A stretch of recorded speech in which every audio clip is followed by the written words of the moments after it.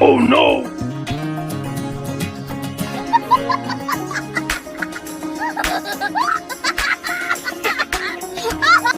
Doctor साहब नमस्कार। नमस्कार। हाँ बताइए क्या बात है।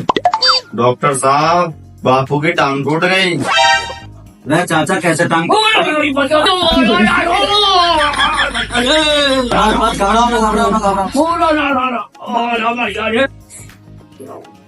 भाई घुटने की हड्डी टूट गई भाई साहब, ऑपरेशन करना पड़ेगा फौरन।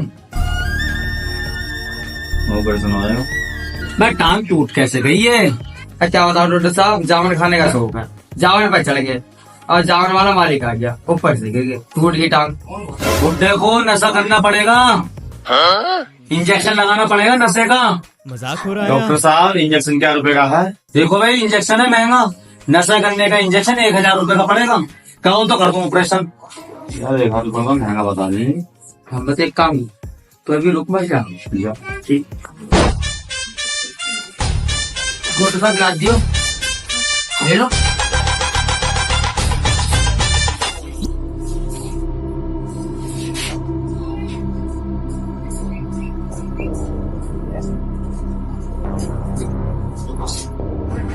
लो लो साहब, हो गया ना साहब, अब कर दो ऑपरेशन।